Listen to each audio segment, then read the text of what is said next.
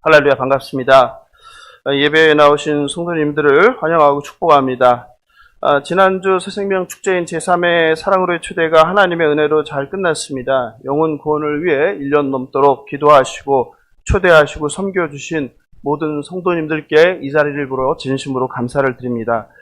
특별히 올해는 가족 중심의 초대를 하자는 의견이 있었습니다. 그래서 외부 초대에는 많은 힘을 쏟지 않았습니다. 그럼에도 불구하고 43명을 초대해서 30명 넘게 참석하셨고 한 분을 제외하고 모두 영접하셨습니다. 참으로 놀랍고 감사한 일입니다. 전도가 안 된다는 시대에 하나님께서 우리 교회 저와 여러분을 통해서 주일 아침 예배당이 가득하게 해주심에 그저 감사할 뿐입니다.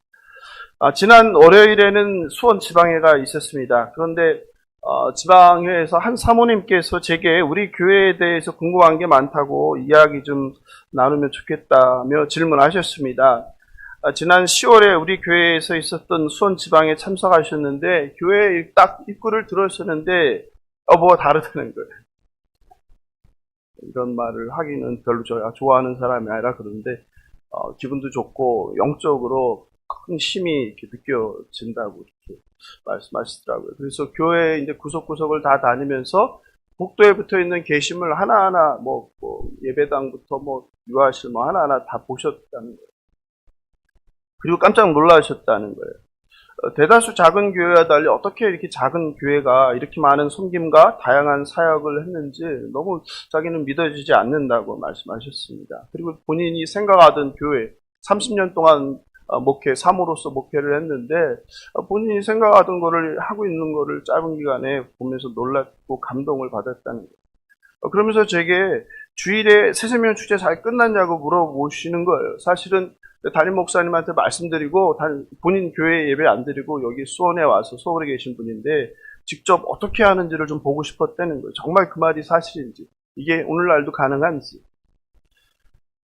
그래서 제가 깜짝 놀랐어요. 저는 새생명 축제에 대해 말씀드린 적이 없는데 어떻게 아셨어요? 이렇게 질문을 드렸습니다.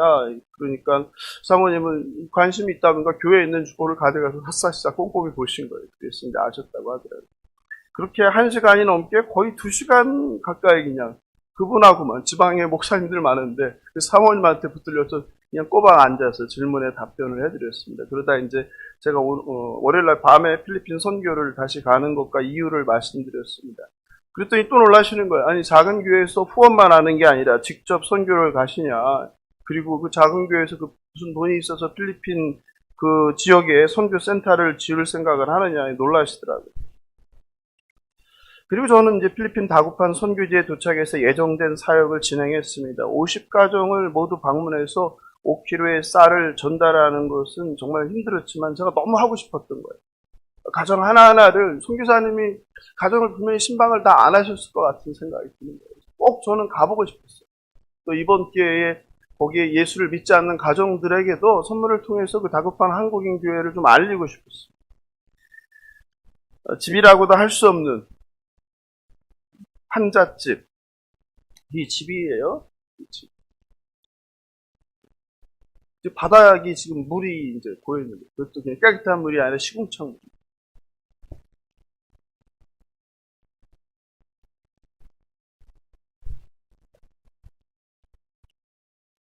그 칸막이 몇 세대가 있는지 모르겠어요. 정말 눈물 없이 볼 수 없는 광경입니다. 가로등도 없고 길과 시궁창이 구별되지 않는 깜깜한 길이에요. 근데 동네 아이들이요, 수십 명이, 우리 어릴 때 있잖아요. 동네 소독하면 애들이 좋아라 차 다 따라 뛰어다니잖아요. 동네 애들이 다 우리를 따라다니고, 그리고 그 중에 좀 큰 애들은 걔들이 동네의 집을 다 안내를 하는 거예요. 어디에 뭐가 있고 뭐가 있는지를 다 이렇게 안내해요. 선교사님께서 미리 홍보도 하지 않았고 그냥 내일 교회 저녁 7시까지 오라고 했는데 놀랍게도 150명의 아기, 어린이, 청소년, 어른들이 다 모인 거예요. 제가 여기서 준비해 간 거는 65개거든요. 원래 70개 준비했는데 무게가 많이 나요. 저는 과자가 그렇게 무거울 거라고 상상도 못했어요. 근데 과자가 무거운 거예요. 그래서 짐을 붙이는데 처음에 20 얼마를 요구하더라고요. 그러니까 인원이 많이 가야 돼요. 그래서 나눠서 가져가지. 둘이 가니까 이게 싸구려 비행기표를 끊어 놓으니까 짐을 안 실어주는 거예요. 돈을 더 내야 되는, 배보다 배꼽이 더 크죠. 그래서 몇 개는 또 포기하고. 근데 150명이 모였으니 지푸니에서 끝없이 내리는 아이들을 바라보는 것만을 가슴이 뭉클합니다. 오히려 아이들 주려고 한국에서 정성껏 준비해간 그 과자 간식들이 너무 초라해 보여. 더 풍성하게 더 많이 준비하지 못한 것이 너무 미안하고. 그리고 마지막 날 중요한 이제 교도소 사역을 앞둔 아침 식사를 하는데 문자를 하나 받았습니다. 이 앞에서 소개한 수원 지방의 그 수업을 이제 갈릴리 교회 사모님께서 그날 이제 제게 또 얘기를 듣고 너무 감동을 받아서 가서 또 아는 분들하고 이렇게 나누셨대요. 그런데 그 교회를 함께 섬기는 76세의 협동 목사가 계신데 몇 세라고요? 네. 76세의 협동 목사인 박영순 목사님께서 작은 교회가 필리핀 빈민촌을 섬기고 또 그곳에 또 선교센터를 지어서 어둠과 소망 없이 사는 분들에게 꿈과 소망을 주려고 한다는 이야기에 너무 감동을 받죠. 그리고 이 필리핀 선교센터 짓는데 동참하고 싶다면 100만 원을 헌금을 보내주신 거예요. 할렐루야. 저는 한번 본 적도 없고 이름도 모르고 얼굴도 모르고 이제 이름은 알죠. 그리스도의 사랑을 실천하는 이야기에 감동해서 그냥 물질을 보내고 동참하십니다. 제가 문자를 읽으면 어떻게 읽겠습니까? 아침에? 그 아침에? 눈물 반, 콧물 반 그랬죠. 얘기 안 했어요. 그 자리에서. 아마 그냥 혼자. 하나님께서 제가 다급한 빈민촌에 처음 왔을 때 주셨던 마음이 사람의 생각, 제 생각이 아니라 성령 하나님의 감동이라는 것을 다시 한번 확인시켜 주는 것 같았어요. 왜냐하면 제가 와서 몇 달을 여러분에게 뭐 얘기 안 하죠. 왜냐하면 제가 자꾸 얘기하면 제가 여러분한테 너무 부담을 주는 것 같고 제가 하고 싶은 걸 하는 게 되니까 얘기 안 하고 계속 그냥 기도만 했죠. 근데 아무도 동참도 하는 사람도 거의 없고 관심도 없고 제 마음이 이거 계속 이게 하나님 뜻이 맞나 계속 저는 하나님께 말씀드린 게 있거든요. 이게 제 뜻이 맞다면 보여주세요. 보여주세요.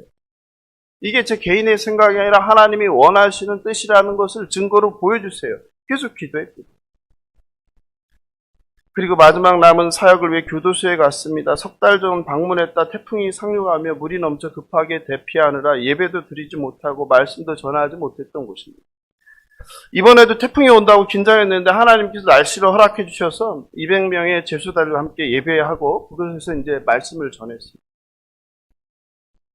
개인적으로 제가 교도소는 처음 갔습니다. 그리고 교도소 제수들과 수감자들과 처음 같이 예배를 드렸습니다. 또 영어로 교도소에서 설교한 것도 물론 처음입니다. 2000년 전 이 땅에 오셔서 의인이 아니라 죄인을 구하러 오셨다고 말씀하신 주님이 늘 함께 하셨던 죄인들이 가득한 교도소의 예배가 어떻겠습니까? 감동입니다. 감동입니다. 얼마나 신나게 찬양하고 하나님 경배하는지 모릅니다. 게다가 무리를 해서 원래는 교회에서 이제 돈을 아끼려고 햄버거를 만들어 하는데 그때 뭐 안 된다고 해서 그 필리핀에서도 먹기 힘든, 다구판에서 먹기 힘든 맥도날드를 사갔거든요. 얼마나 그 환호성 터지는지. 하나님께 감사와 영광을 올려드립니다. 옛사랑 교회를 통해서 필리핀 다구판 그 지역을 섬길 수 있도록 또 이 중에 이제 먹을 것을 못 드시고 입으로 또 사 입지 못하고 물질로 후원해 주신 분들이 많이 계십니다. 그분들께 진심으로 감사를 드립니다. 금요기도회 2번에 걸쳐서 빌레몬서를 나눴습니다. 금요기도회에 안 나오시는 분들은 빌레몬서를 놓쳤을 것 같아요. 그래서 제가 간단하게 정리를 해드리겠습니다. 빌레몬서의 주제는 노예제도, 노예제도를 찬성하느냐 반대하느냐, 바울이 노예제도를 지지하느냐 반대하느냐가 아니라고 말씀드렸습니다.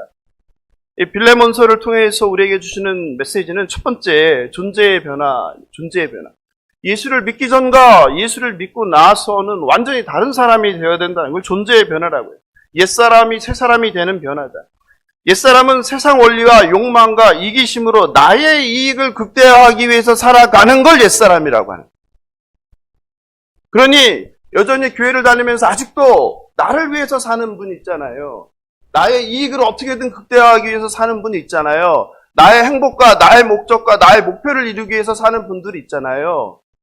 죄송하지만 옛사람,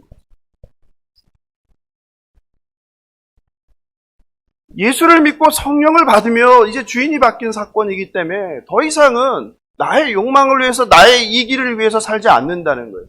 주님께서 내주하시는 성령님이 말씀하시는 걸 위해서 순종하면서 살아가는 거예요. 누구를 위해서요? 나는 좋고 예수로. 그 삶이 구체적으로 무엇입니까? 타자를 위한 삶이죠. 타자를 위한 삶. 타인을 구하기 위해서 내가 죽는 삶. 그게 예수 믿은 자의 변화라는 거죠. 그것을 빌레몬서는 얘기하고 있죠. 두 번째는 뭡니까? 두 번째는 예수 믿기 전과 예수 믿고 난 후에 관계의 변화죠. 사람과의 관계의 변화라는 거죠. 예수를 믿는 사람들은 사람들을 외모로 판단하지 않습니다. 그런데 예수를 믿는다고 하면서 여전히 사람을 외모로 판단한다면 성령을 받은 사람이라고 할 수 없는 거죠. 무례하지 않습니다. 예의 바릅니다. 식당 가서 함부로 대하지 않습니다. 종업원들에게.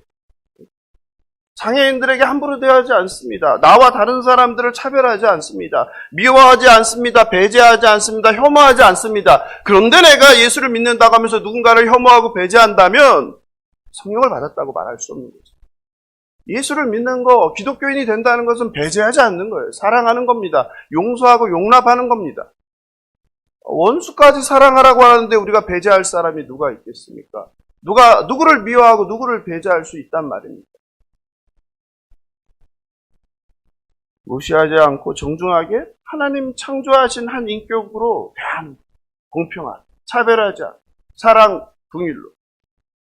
사람을 지위나 외모나 빈부나 학벌이나 출신 지역, 고향이나 인종이나 종교나 자동차 사는 집, 메고 다니는 가방, 직업으로 차별하지 않는.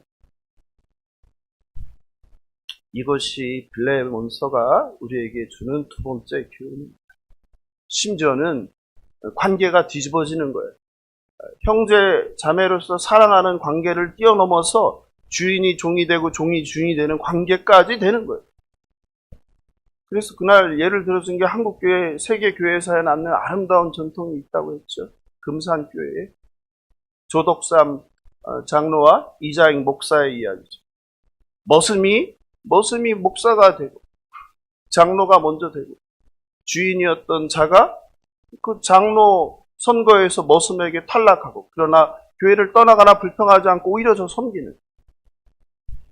그리고 그 장로가 신학교에 갈 때 뒷바라지를 잘해서 목사가 되게 하고 그리고 나중에 교회로 청빙을 하고 이게 한국교회에 남아있는 빌레몬서의 아름다운 전통이죠.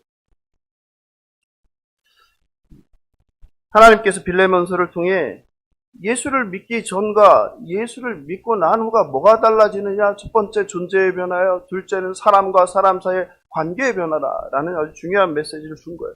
그래서 이곳에 예수 그리스도의 십자가 부활은 없는데 복음은 없는데 그게 성경 66권에 들어가게 된 이유라고 제가 말씀드렸습니다.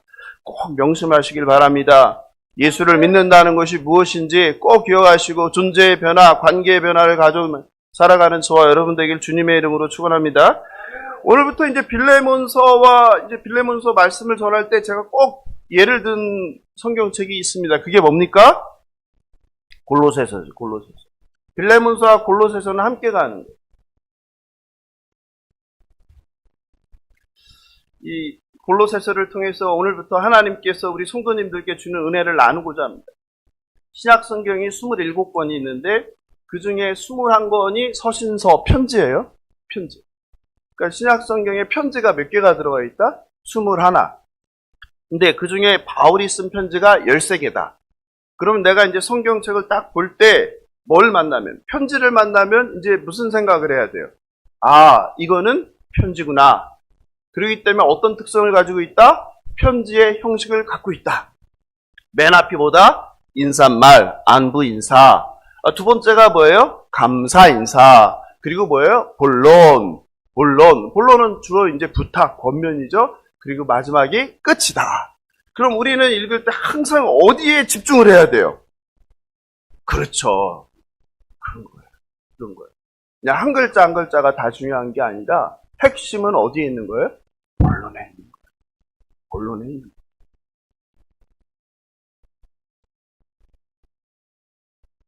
그래서 성경을 그냥 글자 하나하나를 모처럼 읽는 게 아닙니다. 이게 언제, 그리고 누구에게, 왜, 어떤 상황에서 쓰여졌는지, 그리고 어떤 유형의 글인지가 굉장히 중요합니다.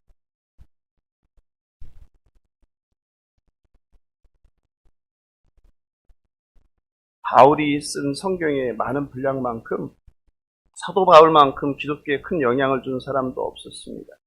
그래서 혹자는 사도 바울을 기독교의 창시자라고 부르기도 합니다.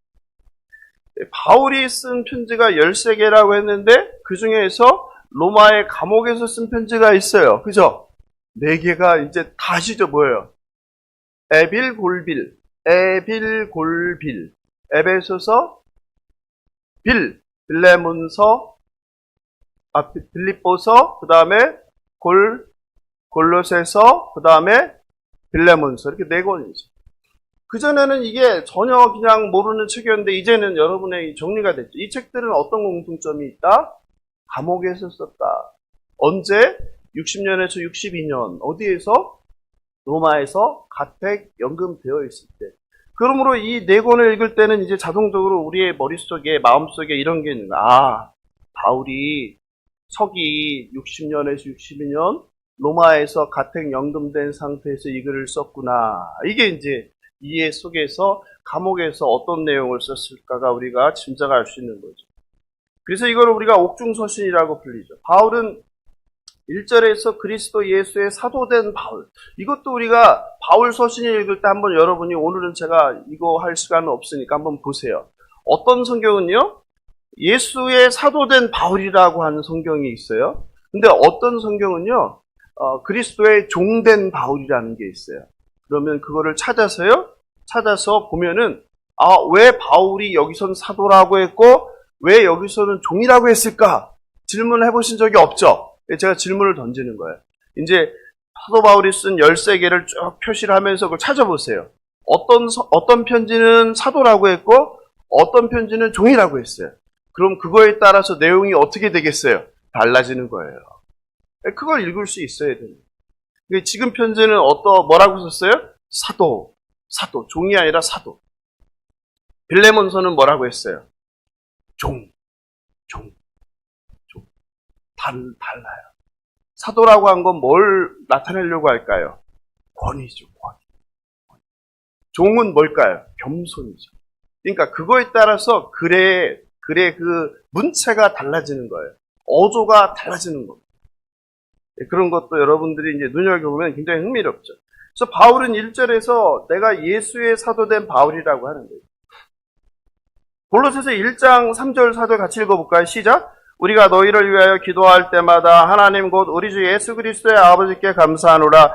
이는 그리스도 예수 안에 너희의 믿음과 모든 성도에 대한 사랑을 들었으며. 어떻습니까? 어디서 읽은 것 같지 않습니까? 읽었죠. 언제? 2번에 걸친 금요 기도에서 나눈 빌레몬서에서 읽었죠. 빌레몬서 4절 5절을 또 읽어보겠습니다. 자막 보시기 바랍니다. 시작! 내가 항상 내 하나님께 감사하고 기도할 때에 너를 말함은 주 예수와 및 모든 성도에 대한 네 사랑과 믿음이 있음을 들음이니. 어때요? 똑같아요? 달라요? 똑같죠. 그죠? 뭘 뜻합니까? 예? 뭘 뜻해요? 같은 시기에 같은 동서에서 같이 썼구나. 거의 내가 볼 때는 빌레몬서 쓰고 골로새서를 썼구나. 아니면 골로새서 쓰고 빌레몬서 바로 썼구나. 그날 밤에 그냥 당장. 우리도 성탄절이 이제 다가오면 카드를 쓸 때 어떻게 써요? 다 똑같이 써요? 다르게 써요? 힘드니까 많은 사람에게 보낼 때 다 똑같이 쓰죠. 그리고 뭐만 바꿔요? 이름하고 끝에 사인. 그리고 혹시 내가 그 중에 이렇게 애정하는 사람이 있어. 더 애정을 해. 그럼 어떻게 해요? 한 줄 더 끼워 넣죠. 근데 더 애정을 해. 그럼 3줄 끼워 넣죠. 그런 거예요. 그러니까 인사말이, 감사 인사가 같아요, 달라요? 같죠. 물론 이제 한 글자 한 글자 보면 다른데 전체적으로 보면 같은 내용이에요. 그렇죠? 재밌지 않아요? 재미없어요? 저만 재밌어요? 저는 이런 게 무지 재밌어요. 그렇구나. 그러면 이제 그려지는 거. 바울이 그때 감옥에서 이거 쓰고 썼구나. 같이 보내야 되니까. 누구한테 보내요? 누구한테? 두기고, 그렇죠.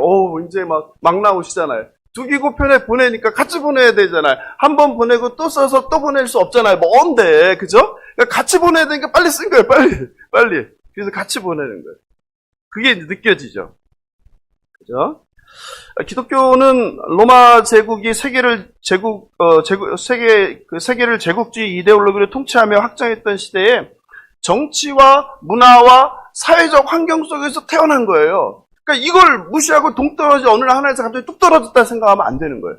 그 시대는 어떤 시대다? 로마가 세계를 지배하던 시대다. 그러니까 로마의 정치, 사회, 문화, 경제의 그 안에서 태어난 거예요. 그러니까 그거를 이해하지 못하고 성경을 읽을 수 없는 겁니다. 특히 바울 서신은. 왜? 바울은 그 나라만 다녔거든요. 그 나라만. 그런 로마가 지배하는 시대적 정황, 정치, 문화, 사회, 경제, 지리, 풍습 이런 거에 관한 연구나 이해 없이 성경을 그냥 문자적으로만 읽는다? 이건 뭐 하는 거예요? 그냥 망원경 없이 멀리 몇백 미터 떨어진 사람과 사물과 사건을 바라보는 거예요. 그렇지 않겠습니까? 네. 정확히 파악하고 하나님의 뜻을 이해하는데 한계를 가질 수밖에 없는 거예요. 그러니까 성경을 자꾸 다르게 해석하는 거예요. 그러므로 우리 성경을 아는 것도 중요하지만 뭐를? 그 당시에 성경 속에서 말하지 않는 로마 제국에 대한 이야기를 세계사에선 많이 얘기하잖아요. 기록들이 많잖아요. 책들이 많잖아요. 그러니까 그런 책들을 통해서 당시 사회가 어땠는지, 당시 종교가 어땠는지, 문화가 어땠는지, 계급이 어땠는지, 뭘 먹고 사는지, 집은 어떤지 이런 것들을 이해할 때 성경이 입시적으로 우리에게 다가오는 거죠. 바울이 1, 2, 3, 4차 전도행을 다닌 곳은 모두 다 어디예요? 1세기 로마가 지배하던 세상이에요. 그 로마인 이야기 있잖아요. 읽어보신 분 손 들어보세요. 없어요?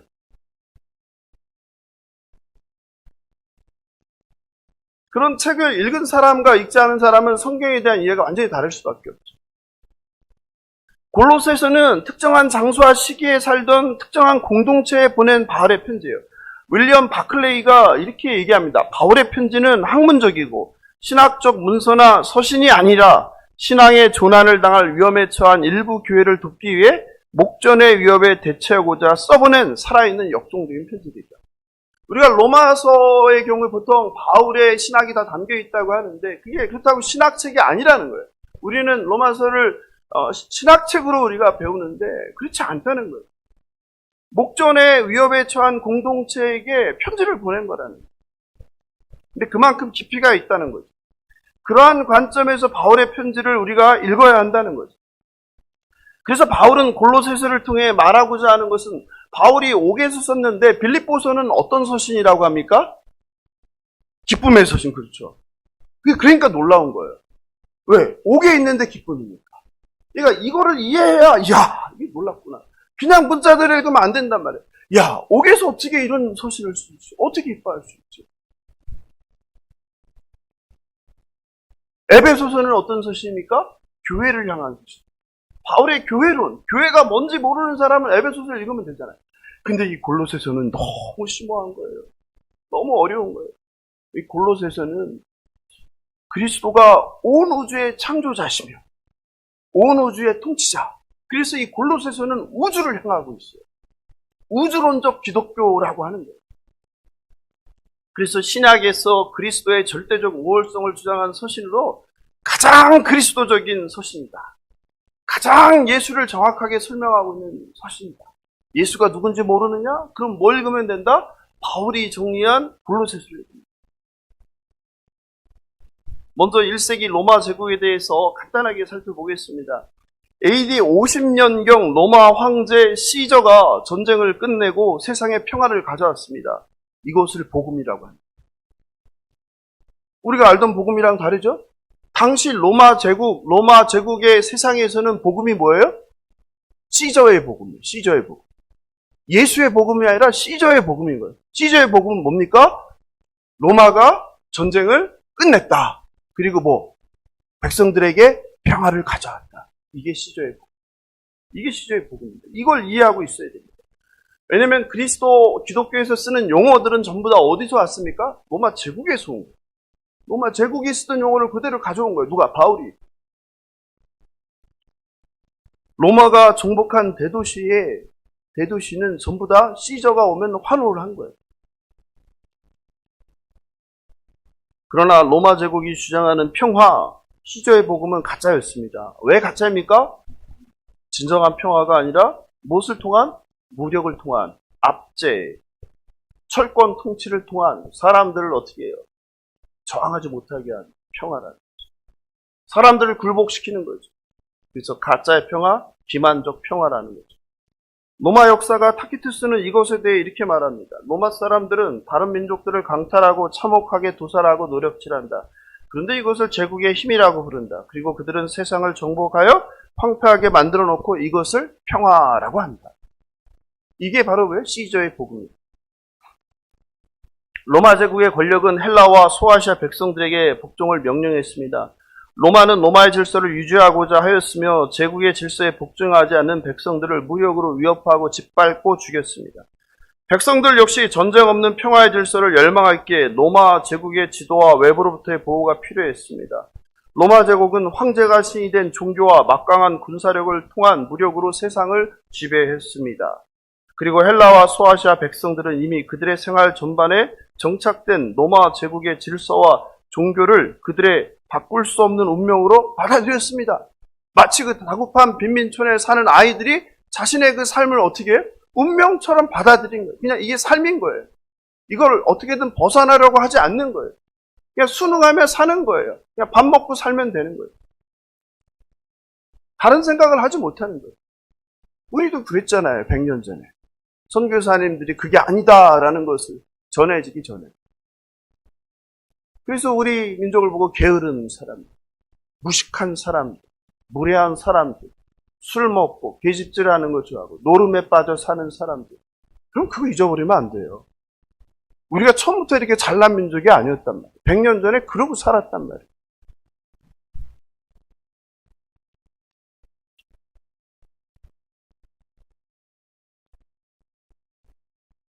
어쨌든 소아시아 백성들은 그들의 평화를 가져다 준 구세주인 로마 황제에게 경의를 표하기 위해 신전을 건축하였습니다.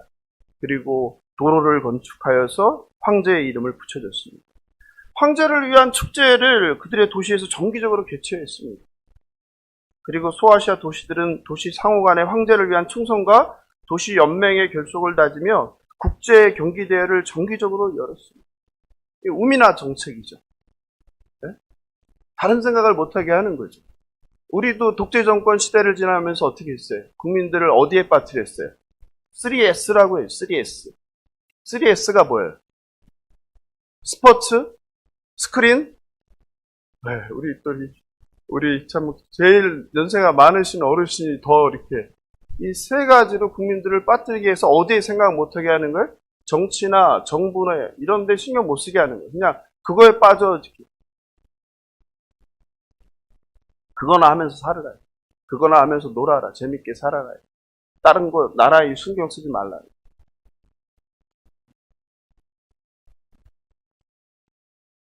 근데 그게 로마 제국부터 그렇게 하던 방식이에요. 로마 제국.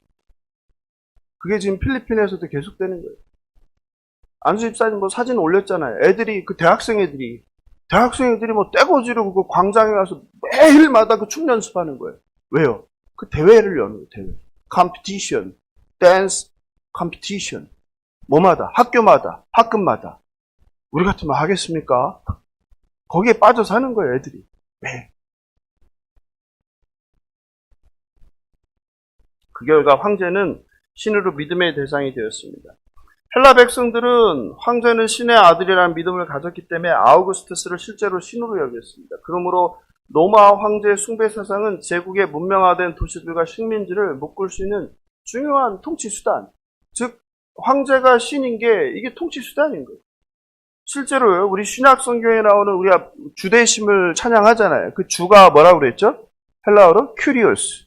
우리가 주님 하잖아요. 큐리오스. 이게 큐리오스예요. 큐리오스. 큐리오스가 어디에 나오는 거예요? 그러니까 로마 제국의 용어죠. 또 교회를 에클레시아라고 하잖아요. 에클레시아가 어디예요? 로마 제국 거죠. 은혜, 카리스, 파루시아. 주님이 다시 오는 걸 뭐라 그래요? 파루시아라고 그러죠. 이게 누가에게 쓰는 거예요? 로마 황제에게 쓰는 거예요. 주님이 재림하는 걸 우리는 뭐 하늘로 올라가는 것 이렇게 생각하잖아요. 그게 아니에요. 그러니까 성경을 이해하면 이런 게 재해석되는 거예요. 그걸 모르니까 그렇게 하늘로 올라간다 이렇게 생각하는 거예요. 그래서 뭐 우주 어딘가를 떠도는 것처럼. 이 파루시아라는 것은 뭐냐면 당시에 로마 황제가 어디를 자기가 정복한 지역을 방문하는 거예요. 그러면 마을에서 어떻게 하겠어요? 황제가 오는데 마을에 있는 그 지도자와 그리고 백성들이 어떻게 해요? 황제를 아련하기 위해서 멀리까지 마중 나오는 거, 이걸 파루시아라고 하는 거예요. 그러니까 우리는 성경을, 그러니까 이런 배경을 모르면, 이런 문화나 역사나 사회적 환경을 모르면 그냥 있는 그대로 해석해서 이걸 수직적인 관계로 생각하는 거예요. 사실은 그게 아니라 파루시아는 뭐예요? 당시에 수평적인 관계인 거예요. 누구를? 높은 사람을, 황제가 신이잖아요. 신을 만나기 위해서 나가는 걸 파루시아라고 하는 거예요. 나중에 데살로니가 하면 많이 하게 됩니다. 이런 게 전부 다 로마 제국이 사용하는 예수님의 재림을 파루시아. 에클레시아는 뭐예요? 그 종교적인 용어가 아니라 시의회의 그 로마의 정치적인 용어예요. 교회. 근데 그걸 갖다가 교회로 우리가 쓰잖아요. 에클레시아가 교회잖아요. 근데 로마 제국에서는 그 교회가 아니라 뭐예요? 시의회. 이게 에클레시아. 우리가 좋아하는 은혜는 뭐예요? 카리스죠. 카리스는 뭐예요? 카리스. 은혜. 카리스가 뭐예요? 네? 카리스가 은혜잖아요. 이거는 황제가 베푸는 걸 카리스라고 하는 거예요, 당시. 그게 카리스입니다. 황제가 백성에게 평화를 준 거를 카리스라고 한 거예요. 로마 지방의 귀족들은 황제 은혜에 보답하기 위해서 자신의 비문에 이 카리스를 써놨어요. 황제에게 카리스.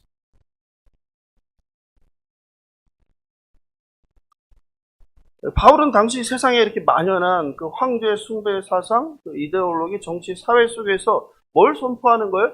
모든 나라, 모든 백성들이 황제를 큐리오스, 신이시오, 주님이시오 부르던 세상에 아니다 하는 거예요. 황제가, 로마 황제가 구원자 메시아가 아니라 누가? 저 예루살렘, 갈릴리 지방, 나사렛에서 난 누가? 예수가 뭐다? 하나님이 말씀하시는 구원자이다, 메시아이다.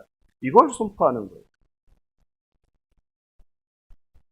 그러니까 당시 사회를 뒤집어 놓는 거예요. 당시 제도를 무시하는 거예요. 새로운 질서를 얘기하는 거예요. 그래서 바울과 로마 제국이라 이 책에서 리차드 홀디스 교수는 이렇게 말합니다. 바울 사도가 유대교에 반대한 종교를 세운 것이 아니라 기독교가 로마 제국주의의 황제 숭배 사상과 그들의 이데올로기를 반대하는 운동이었다. 그러니까 기독교라는 것은 로마 제국주의 황제 숭배 사상과 이데올로기를 반대하는 운동이었다. 이렇게.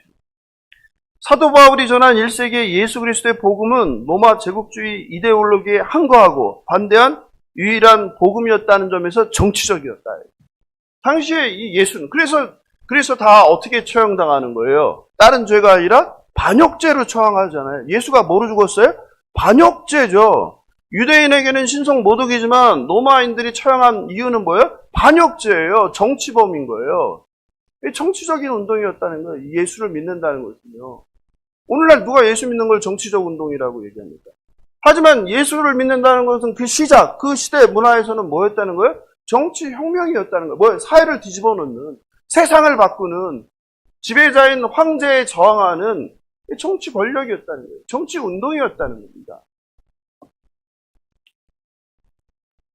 사도 바울은 로마의 황제 숭배를 반대한 것이죠. 그리고 하나님께서 이스라엘의 조상인 아브라함에게 약속된 구원자 메시아가 바로 예수를 통하여 성취되었다. 예수가 메시아이다.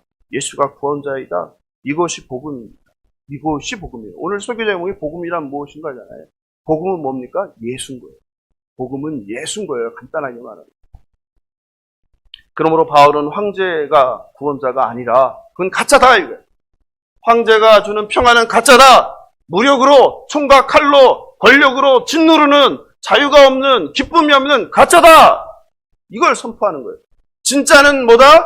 예수 그리스도다. 예수가 구원자이다. 예수를 통해서만이 예수만이 길이요 진리요 생명이다. 예수 안에서만 참된 평화가 있다. 할렐루야. 이걸 얘기하는 겁니다. 예. 그러니 황제가 신인 세상 질서에 바울은 목숨을 걸고 뭘 던진 거예요? 핵폭탄을 터뜨린 겁니다. 이게 복음입니다. 이게 선교여행이고 이게 전도인 거예요. 그렇다면 오늘부터 우리가 살펴볼 골로새서와 골로새 교회의 공동체는 어떤 곳입니까? 우리가 빌레몬서를 통해서 지도를 봤으니까 좀 익숙하죠. 다시 볼까요? 이 골로새는 로마의 아시아 속주, 오늘날 터키에 속한 곳이에요. 부르기아 지방이라고 하는. 에베소에서 161km 육지로 들어와 있습니다. 요한계시록에 7교회가 있던 곳이에요. 이제 많이 외워지죠. 에베소부터 출발할까요? 나중에 요한계시록 볼 때 익숙해지도록. 에베소, 서머나, 버가모, 시계 방향으로 두아디라, 사데, 빌라델비아, 그리고 밑에가 라오디게아. 이 라오디게아 옆이 바로 뭐예요? 골로새서. 그 트라이앵글이라고 그랬죠. 삼각형 지대. 거기가 뭐야? 히에라폴리스. 그리고 골로새서, 골로새, 라오디게아. 여기 삼각지대. 여기 위치한 겁니다. 이곳은 과거에 검은 양모와 염료가 주요 생산품으로 아주 부유한 곳이에요. 무역로예요. 교통의 요지입니다. 그런데 바울 당시에는 주요 도로가 이 골로새를 지나지 않고 라오디게아를 통과하게 됐어요. 지금도 수원에 여기가 원래는 변방이었잖아요. 우리가 교회가 있는. 그죠? 변들이었잖아요. 근데 지금은 여기가 뭐가 됐어요? 교통의 요지가 됐잖아요. 아파트들이 들어서잖아요. 이런 거죠. 그리고 원래 수원의 중심이었던 그 남문이니 뭐 이런 중심가는 어떻게 발전을 못하고 있는 거죠. 그죠? 그런 거죠. 당시에 골로새가 쇠퇴하고 라오디게가 번성하게 된 거예요. 게다가 옆에 우리가 지도에서 본 히에라폴리스는 뭐로 유명하냐? 온천수로 유명합니다. 그래서 로마 제국의 군인들이, 귀족들이 온천 욕을 하러 온 거예요. 휴양도시, 관광도시가 됐어요. 그러니까 어떻게 발전하겠죠. 누구만?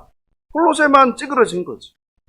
게다가 주 60년에 이곳에 큰 지진이 발생합니다. 그래서 도시가 상당히 파괴되었습니다. 이 골로새 교회는 바울이 3차 전도여행 때 에베소에서 3년간 머물던 사역 시기에 시작되었습니다. 골로새 교회를 세운 사람은 바울이 아니라고 했습니다. 누구예요? 이제 뭐 다 박사들이 됐어요. 막내 에바브라죠. 에바브라가 에베소를 왔다가 우리 사도행전에서 보면 바울이 그 에베소에 3년을 머무는데 그 중에서 두란노 서원에서 말씀을 점심시간에 전해요.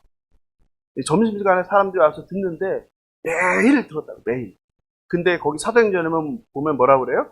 에베소뿐만 아니라 아시아의 모든 사람들이 복음을 들었다 그래요. 여러분, 그것도 한번 보세요. 그 당시에 에베소가 그 지중해에서 가장 큰 도시예요. 가장 큰 도시가 세 개가 에베소, 또 어디가 있어요? 알렉산드리아, 이집트, 또 고린도, 이런 교회가 되게 큰 도시였는데 에베소가 당시에 30만 명이라고 이렇게 얘기를 해요. 그러면 인근 지역에 터키 인근 지역까지 하면 얼마? 50만 명 되겠죠. 그럼 여러분 제가 질문할게요. 바울이 거기서 2년 넘게 안디옥에서 설교를 하는데 점심때 와서 말씀을 들은 사람이 모든 아시아에 있는 사람들이 와서 다 들었다고 성경을 하거든요. 그럼 50만 명이 정말 다 와서 들었겠어요? 아니겠어요? 성경을 믿으셔야지 왜 그러세요? 네? 여러분 그거를 성경을 읽을 때 아셔야 됩니다.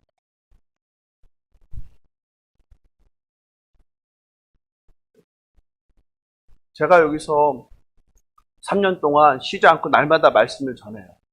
교회가 엄청 부흥하고 이 근처에 있는 사람들이 다 와서 들었다. 그러면 한 명도 개미새끼 안 빼놓고 다 와서 들은 거예요? 뭘 의미하는 거예요?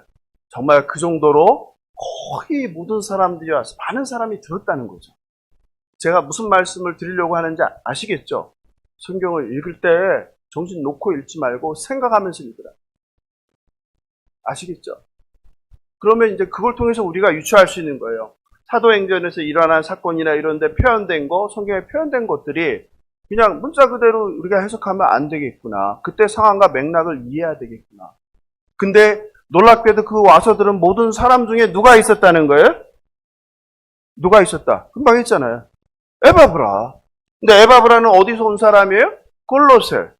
그러니까 골로새에 와서 어떻게 했겠어요? 바울의 그 예수 그리스도의 복음을 듣고 마음이 뜨거워졌겠어요? 차가워졌겠어요? 활활 타올랐겠죠. 그래서 가서 뭐 했어요? 복음을 전했더니 사람들이 예수를 믿게 된 거죠. 뭐가 생긴 거예요? 교회가 개척된 거죠. 바울은 사역자지만 에바브라는 사역자예요, 평신도예요. 평신도예요. 그리고 오랫동안 신앙생활을 한 사람이에요. 아니면 에베소에서 바울 두란노 서원에서 잠깐 말씀을 들은 사람이에요. 잠깐 말씀을 들은 사람이죠. 그런데 그 사람이 뭐 했어요? 복음을 전하고 교회를 개척했단 말이에요. 그런데 왜 여러분은 그걸 못합니까? 왜 교회 개척을 목사만 하고 선교사만 해야 됩니까? 그렇죠. 에바브라도 했는데요. 우리는 그걸 읽을 수 있어요. 에바브라. 그런데 에바브라가 그 골로새에만 전했습니까? 그렇지 않죠. 어디도. 그 인근 지역. 그러니까 누구도. 히에라폴리스도. 라오디게아도. 거기만 전했겠습니까? 거긴 대도시고 작은 도시도 있겠죠. 에바브라도 가는 곳마다 복음을 전하고 성경에 기록은 되지 않았지만 다른 교회들도 무수히 있겠죠. 여러분 기억하십시오. 에바브라 평신도였습니다. 예수 믿은 지 얼마 안 된 사람이에요. 이런 사람도 성령을 받고 복음을 깨달으니까 뭐 하는 거예요? 복음을 증거하고 교회를 개척하는 거예요. 할렐루야. 그래서 성경은 그를 향하여 이렇게 표현하는 거예요. 그리스도의 신실한 일꾼이요. 그리스도의 신실한 일꾼. 그리스도의 신실한 일꾼 되시길 주님의 이름으로 축원합니다. 그런데 이 에바브라가 전에서 생긴 그 골로새 교회에 문제가 생겼어요. 골로새에서는요, 이단들의 총집합입니다. 골로새서에서 예수 그리스도를 강조하는 이유는 다른 게 아니에요. 이단들이 너무 많은 거예요. 이단들의 집합소입니다. 2장 4절에 보면 뭐라고 합니까? 아무도 교묘한 말로 너희를 속이지 못하게 하려 함이라. 2장 8절에서 뭐라고 합니까? 누가 철학과 헛된 속임수로 너희를 사로잡을까 주의하라. 이것은 사람의 전통과 세상의 초등학문을 따름이요 그리스도를 따름이 아니니라. 예, 골로새서는 이단과의 전쟁을 선포하는 거예요. 결론적으로 골로새 교회는 바울이 전한 순전한 복음을 잃어버리고 종교 혼합주의로 변질돼 버린 것입니다. 그래서 바울이 지금 에바브라로부터 교회의 상황을 이야기를 듣고 뭐 하는 거예요? 보낸 편지예요. 보낸 편지. 그러니까 골로새서에는 어떤 내용이 많이 담겨 있겠어요? 이단과 대적하는. 이단이 왜 틀렸는지. 그리고 누가 오직 예수 그리스도가 누구인지를 전하는. 이게 골로새서의 핵심입니다. 이제 이해 잘 되시죠? 그런데 오늘날 한국교회와 성도들도 별반 다르지 않습니다. 한국교회에도 복음이 뭐와 결합했습니까? 순전한 복음이 들어와서 뭐랑? 이 땅에 토속신앙과 결합했어요. 무당, 무속신앙, 불교, 샤머니즘, 토테미즘, 유교 이런 것들과 짬뽕이 돼버렸어요. 사실 한국교회 복음이 정말 100% 순전한 복음이냐? 절대 아니죠.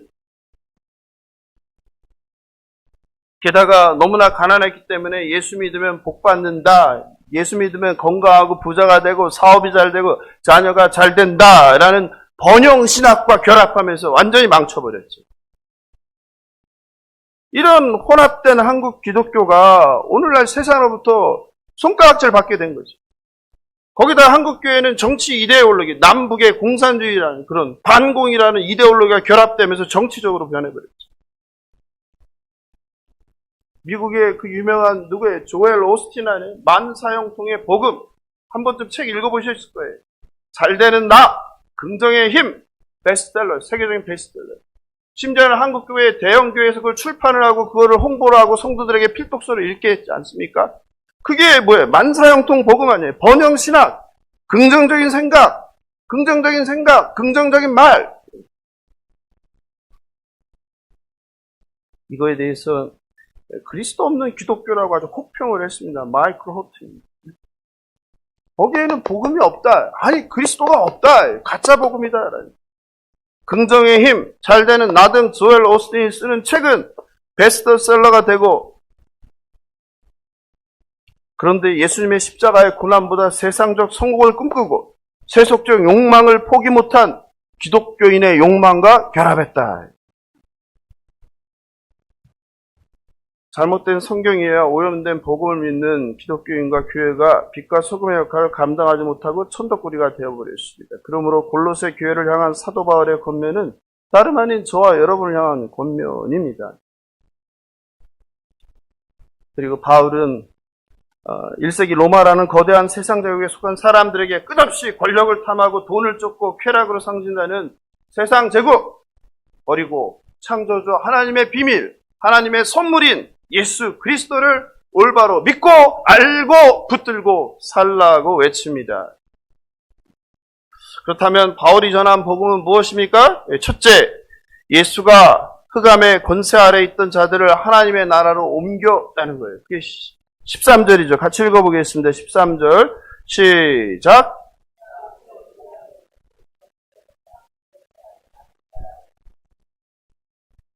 여기서 굉장히 중요한 표현인데요. 하나님께서 우리를 흑암의 권세를 건져냈다라는 동사가 되게 중요합니다. 그리고 14절에 보면 속량이라는 단어가 나오죠. 이 두 단어가 중요합니다. 이 단어는 하나님께서 출애굽에, 그러니까 이집트의 종로로 타던 하나님의 백성들을 구원할 때 썼던 단어랑 똑같은 단어예요. 같은 의미라는 거예요. 그러니까 하나님이 구원할 때, 하나님의 자기 백성을 구원할 때 쓴 단어가 바로 이 단어예요. 건져내다, 속량했다. 출애굽기 6장 6절입니다. 나는 여호와라, 내가 애굽 사람의 무거운 짐 밑에서 너희를 빼내며 그들의 노역에서 너희를 건지며, 이 단어예요. 같은 단어예요. 편팔과 여러 큰 심판들로서 너희를 속량하여, 같은 단어예요. 해방이래, 해방, 자유. 종살이에 끝나는 것. 저와 여러분은 원래 흑암의 권세 아래 있던 자들이죠. 흑암의 권세는 무엇입니까? 에베소서에서 이걸 잘 다루고 있죠. 에베소서는 제가 이미 강의를 했으니까 예전 거 한번 들어보시기 바랍니다. 에베소서에서 이렇게 얘기해요. 이 어둠의 세상 주관자들이라고 하죠. 이게 흑암의 권세죠. 골로새서 1장 21절에서는 전에 악한 행실로 멀리 떠나 마음으로 원수되었던 너희를, 악한 행실로 멀리 떠나 원수되었던 너희, 저와 여러분이 죄로 하나님과 원수된 자라는 거예요. 이 악한 행실은 무엇입니까? 3장 5절에 구체적으로 나오죠. 3장 5절 볼까요? 그러므로 땅에 있는 지체를 죽이라. 곧 음란과 부정과 사욕과 정욕과 탐심이니, 탐심은 우상 숭배니라. 여러분, 탐심 우상 숭배입니다. 탐심은 그냥 나쁜 게 아니라 우상을 섬기는 겁니다, 여러분. 성경은 분명히 이야기하고 있어요. 성경을 보십시오. 사욕, 부정, 음란, 정욕, 탐심, 다 우상 숭배. 이 결과는 뭐라고 합니까? 거기 3장 6절에 보니까 이것들로 말미암아 하나님의 진노가 임한다. 하나님의 심판이 임한다는 거예요. 그런데 그걸 좋아합니까? 예. 여러분 정신 차려야 됩니다. 한국교회 정말. 저와 여러분은 흑암의 권세 아래 이런 악한 행실로 이런 걸 쫓던 사람인데, 그래서 하나님의 진노의 대상이었는데, 이런 죄인인 저와 여러분을 하나님께서 불쌍히 여겨주셔서 예수 그리스도의 피의 공로로 죄사함을 받게 되었다는 거예요. 속량을 받았다는 거예요. 이게 복음인 겁니다. 이게 복음. 예수님의 피의 공로로 죄인이 의인이 되었고, 사탄의 종이 하나님의 자녀가 되었고, 하나님의 진노로 죽을 자가 영원히 살게 되었다는 것, 이것이 복음임을 믿으시기 바랍니다. 우리의 어떤 노력이 아닙니다. 우리의 인격이 아닙니다. 우리의 착한 행실이 아니라는 거예요. 그냥 하나님의 은혜라는 거예요. 하나님의 은혜.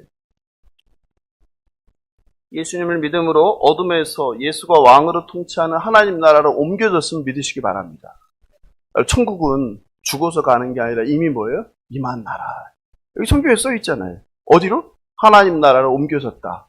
그러니까 죽은 후에 천국 생각하시는 분들은 이거 이해 못하죠. 하나님 나라는 뭐예요? 이미 임한 나라예요. 하나님의 뜻대로 살면 그게 이미 천국을 사는 겁니다. 그것을 믿으시기 바랍니다. 죽고 나서 어디 우주 어딘가로 떠돌아다니는 거 아님을 믿으시기 바랍니다. 성경이 분명히 이야기하고 있지 않습니까? 예수가 흑암의 권세 아래에 있던 자들을 하나님의 나라로 옮겼다. 옮겼다. 저와 여러분은 이미 이 땅에서 성령을 받고 하나님의 통치를 받는 하나님 나라의 백성으로 살아가는 것을 믿으시기 바랍니다.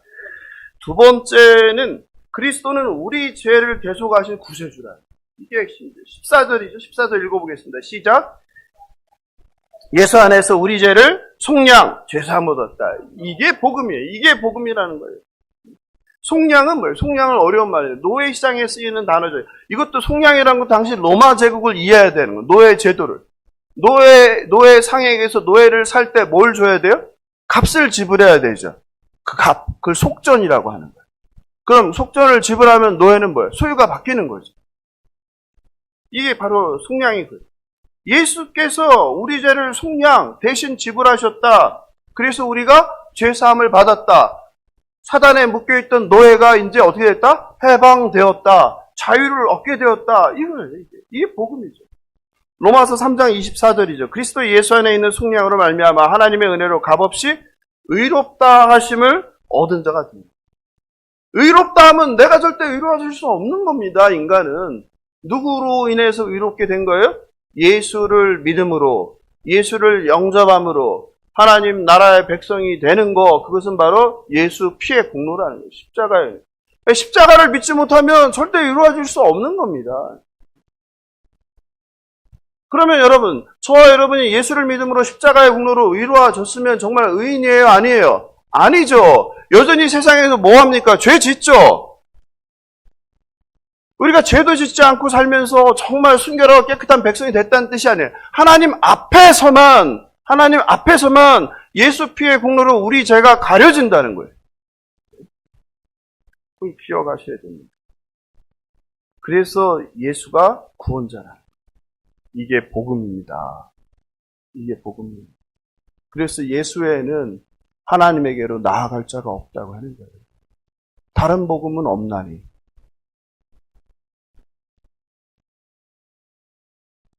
그런데 여기서 흥미로운 건요, 13절과 14절을 보면 굉장히, 그러니까 헬라어를 몰라도 되는데 이런 부분을 보면은 좀 공부를 할 필요도 있어요. 성경을 가르치는 사람은. 13절과 14절 같이 볼까요? 거기 보면요, 시제가 달라요. 중요한데 13절에 건전하다. 자막 없나요? 예. 보세요. 자막. 예. 우리말로 하면 이게 시제가 과거인지 미래인지 현재인지 알쏭달쏭한데요. 헬라어로 보면요, 분명하게 시제를 표현하는데요. 흑암에서 건져내는 거 건져내서가 아니라 건져냈다예요. 건져냈다. 그의 사랑의 아들의 나라로 어떻게? 앞으로 너 죽으면 하나님 나라 갈까요가 아니라 뭐예요? 하나님의 아들의 나라로 옮겼다. 이미 저와 여러분 하나님 나라의 백성이 됐다 이 말이에요.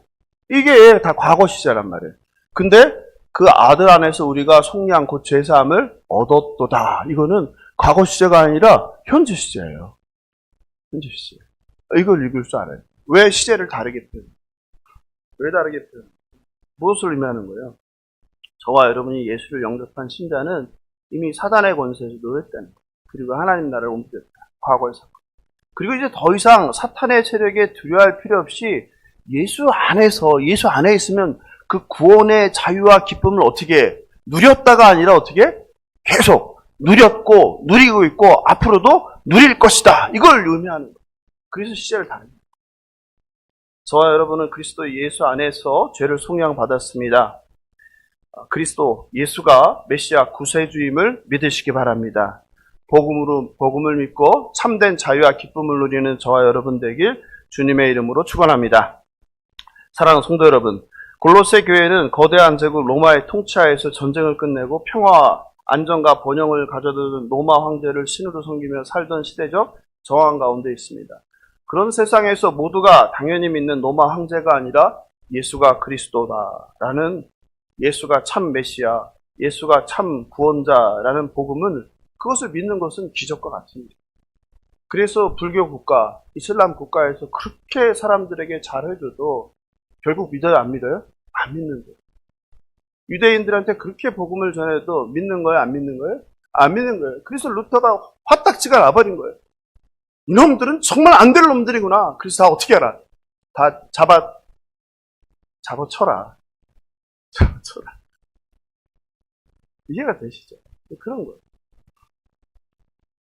그런데 그 시대에 예수를 믿는 건 그 사람들이 많았겠어요? 적었겠어요? 적었죠. 소수라는 거예요. 소수라는 것은 무엇을 의미합니까? 차별이죠. 혐오죠. 배제죠. 무시죠. 소수는 그렇게 차별받는 거예요. 옳고 그름을 떠나서 무시되는 거예요. 배제되는 거예요. 그러니 여러분들이 그리스도인이라고 하나님을 믿는다고 하면서 소수 집단에 대해서 배제하고 혐오하고 차별하면 됩니까? 안 됩니까? 우리 그리스도인이 2000년 전에 그 일을 당한 거예요. 그래서 죽은 거예요. 기억하시기 바랍니다. 로마 제국에서 예수를 왕으로 믿고 사는 것은 위험했습니다. 손해봐야 했습니다. 포기할 가치도 많았고 목숨을 걸어야 됐습니다. 결코 가벼운 일이 아니었습니다.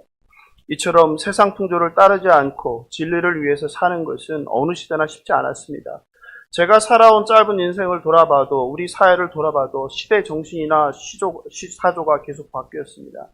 한때는 대한민국에서 반공주의가 시대 사조였습니다. 70년대, 80년대 산업화 시대를 지나며 성장주의, 경제, 제일주의가 시대 사조였습니다. 80년대, 90년대를 지나면서는 아는 것이 힘이다 라며 학벌주의가 중요한 가치였습니다. 성공하기 위해선 대학을 가야 됐고, 그것도 명문대학을 나와야 했고, 그래야 취직을 하고. 2000년대 대한민국의 시대 정신은 무엇입니까?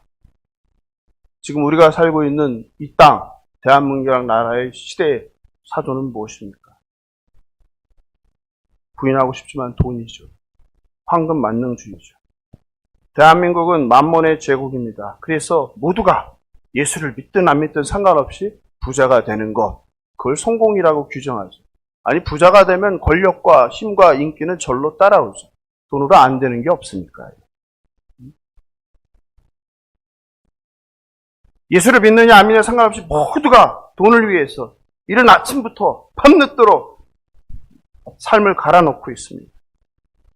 돌이켜보면 어린 시절, 아니 제가 대학 다닐 때만 생각해봐도 돈을 좋아하는 사람을 뭐라고 불렀습니까? 예? 뭐라고 불렀어요? 속물이라고 불렀습니다. 속물, 아유 저 속물, 돈밖에 몰라. 어이 벌써 까먹으셨어요? 처음 듣는 것처럼 그러세요? 아니 그랬잖아요. 그랬습니다. 속물, 저 속물, 돈밖에 몰라. 그게 불과 얼마 안 됐습니다. 돈에 대해 말하는 것조차 부끄럽게 여겼어요. 삼가했어요. 이처럼 물질을 경계시하고 돈을 좋아하는 것을 속물이라고 여겼던 그런 시대적 사조가 어느덧 뒤집어졌죠. 불행하게도 이 시대는 돈을 사랑하는 것을 주식 투자, 부동산 투자, 현명한 투자, 미래 투자, 학업 투자와 같이 자녀 투자, 투자라는 이름으로 그럴싸하게 포장하여 문제의식도 못 느끼게 합니다. 합리화합니다. 뿐만 아니라 그렇지 못한 사람, 그렇게 하지 못하는 사람을 시대에 뒤진 사람이요, 대책 없는 어리석은 사람이라고 폄하하고 조롱합니다. 그런데 비참한 것은 교회에서도 그런다는 거예요. 약육강식의 비정한 사회를 문제시하기보다 시장 경쟁과 무한 경쟁, 능력을 중시하는 신자유주의가 또 대한민국을 10년도 전후에 휩쓸어 버렸습니다. 신자유주의는 미국에서 80년대, 90년대 20년을 건너뛰어서 우리나라에서 확 퍼져버린 거예요. 경쟁, 살아남아야 된다. 거기서 도태되면 루저가 돼야 되고, 이긴 자만이 승자가 돼서 모든 것을 독식하는 잔인한 사회가 되어버렸습니다. 다행히 얼마 전에는 평등과 분배, 복지가 주요한 키워드가 되었습니다. 또 우리가 사는 이 시대는 절대성이 부정되며 상대성이 존중되고 다양한 가치가 혼재되는 다원주의, 포스트 모던 사회입니다. 저와 여러분은 지금 소비주의, 자본주의, 능력주의, 자유민주주의, 다원주의, 황금 만능주의라는 여러 가지 시대사조에 뒤섞인 그런 제국에 살고 있습니다. 2000년 로마 제국이 평화란 이름으로 세상을 지배하고 유혹한 것처럼 이 시대에 또 다른 가치, 행복, 성공, 자아성취로 무장된 거대한 대한민국의 제국이 저와 여러분 기독교인의 삶과 영혼을 지배하고 약탈합니다. 그리고 혼란스럽게 합니다. 그리고 그 결과 하나님 나라로 나아가는 것을 막습니다. 바빠서 교회 못 오지 않습니까? 먹고 사는 일 때문에 교회 못 오지 않습니까? 바빠서 헌신하지 못하지 않습니까? 여러분 보셨잖아요. 제가 너무 슬펐던 것은 가서 필리핀에서 광고도 안 했는데, 미리 광고도 안 했는데 그냥 전날 가서 내일 교회 7시에 와 하는데 2살, 1살부터 70이 넘은 사람까지 그냥 오는 거예요. 뭐가 있는 것도 없어요. 무슨 영화를 보여주는 것도 아니에요. 재밌는 게임을 하는 것도 아니에요. 무슨 프로그램을 하는 것도 아니에요. 또 무슨 엄청난 선물을 주는 것도 아니에요. 그냥 교회에 와 했는데 150명이 오는 게, 여러분 우리나라에서 제가 온 동네 다니면서 마을 사람들에게 그 선물 준비했으니까 7시까지 오라고 하면 어느 학부모가 자녀를 2살짜리를 3살짜리를 공부하기 바쁜 중고생들을 교회에 보내겠습니까? 그 밤중에 그 먼 데까지. 그럼 뭐가 진짜 복입니까? 뭐가 진짜 복입니까? 잘 먹고 잘 살게 된다는 게 하나님의 정말 축복입니까? 신자의 가장 큰 축복은 하나님을 믿는 거죠. 하나님을 사랑하는 거죠. 하나님을 물질과 바꿔버린 게 대한민국 아닙니까? 너무 마음이 아팠어요.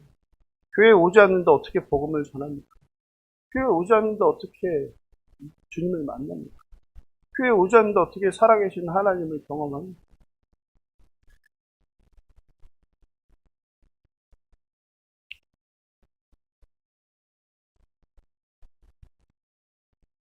과학기술의 발전은 인류를 질병과 가난에서 구원해 줄 것처럼 장담합니다. 인간의 이성은 지구에서 모든 인류가 평등하고 행복한 삶을 살게 될 것이라며 무지갯빛, 장밋빛 미래를 제시합니다. 그러나 안타깝게도 우리가 처한 현실은 다릅니다. 전쟁과 갈등은 끝이 없이 반복됩니다. 빈부격차는 그전보다 더 심해졌습니다. 그리고 행복이요? 가난했던 시절이 차라리 더 행복했다고 말합니다. 인간성이요? 그 시절이 이웃 간에 정이 있었다고 말합니다. 왜 우리는 잘 먹고 잘 살게 되었는데 인간성은 파괴되고 사랑은 없고 배려는 없고 더 삭막해져가는 걸까요? 게다가 환경은요, 점점 파괴되어 기후문제, 자연재해는 물론이고 코로나 팬데믹과 같은 전염병은 우리의 삶을, 우리의 미래를 위협합니다. 브라이언 왈시인데요. 제가 좋아하는 책인데 제국과 천국이라는 책에서 오늘날 우리를 지배하는 가치를 다른 종교라고 말합니다. 가치가 아니라 이건 종교다. 종교라는 종교. 세계화는 자본주의 역사의 한 단계가 아니다. 이것은 거대한 종교 운동이다. 그 기초에는 무한한 경제 성장을 믿는 신앙이 자리 잡고 있다. 거대한 쇼핑몰을 예배처로 사용하며 소비주의라는 대표적 이미지를 표방하며 나는 빅맥스트를 먹을래로 첫 이식을 시작하는 세계적인 지배를 최종 목표로 꿈꾸는 새로운 종교다. 이렇게 정리했습니다. 만약 사도 바울이 살아있다면 이 시대 대한민국을 살아가는 하나님의 백성들인 예수사랑교회 성도들에게, 한국교회 성도들에게 무엇을 전할까요? 어떤 편지를 전할까요? 말씀을 마무리합니다. 오늘이 이 땅의 마지막이라면 결코 돈을 더 버는 일에 열심인 분은 없을 것입니다. 오늘이 내 삶의 마지막이라는 것을 안다면 더 높이 올라가려고, 더 성공하려고 몸부림치는 사람은 없을 것입니다. 오늘이 이 땅의 마지막이라는 걸 알면서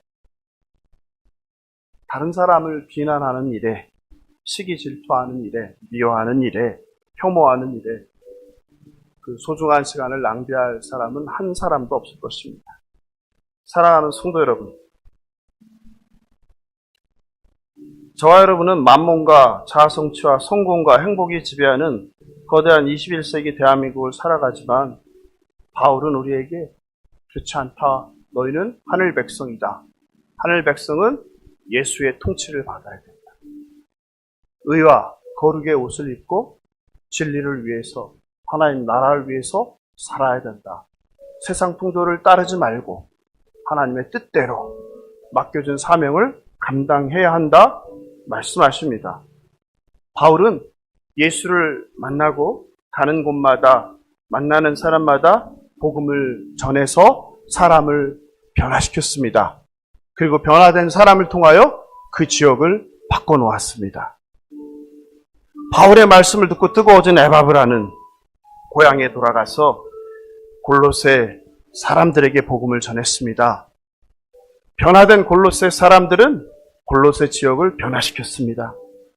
그리고 뜨거움 가지고 인근 히에라볼리, 라오디게아 지역에 복음을 전하고 그 땅 역시 변화시켰습니다. 에바브라는 바울은 하나님의 신실한 일꾼이었습니다. 사랑하는 성도 여러분, 하나님은 바울을 통해서 저와 여러분에게 오늘 질문하십니다. 너는 복음을 듣고 예수를 왕으로 모시고 누구에게 복음을 전했느냐? 너는 복음을 듣고 예수를 믿고 어떤 지역에 복음을 전했느냐? 그리고 네가 전한 복음으로 어떤 사람이 어떻게 변했느냐? 그리고 네가 전한 복음으로 어떤 지역이 어떻게 변했느냐? 아니, 네가 어떻게 변했느냐? 아니, 너로 인해서 너의 가족이 어떻게 변했느냐? 네가 일하는 직장이, 사업장이, 마을이 도대체 어떻게 변했느냐? 질문하십니다. 사랑하는 성도 여러분, 이 땅에서 허락된 삶이 끝나고 하나님 앞에 섰을 때 하나님의 이 질문에 당당하게 대답할 수 있는, 하나님, 제가 복음을 이 사람에게 전했습니다. 그래서 이 사람이 이렇게 변했습니다. 그리고 그 사람을 통해서 또 그 지역이, 그 가정이, 그 회사가 바뀌었습니다. 말할 수 있는 저와 여러분 되시길 주님의 이름으로 축원합니다.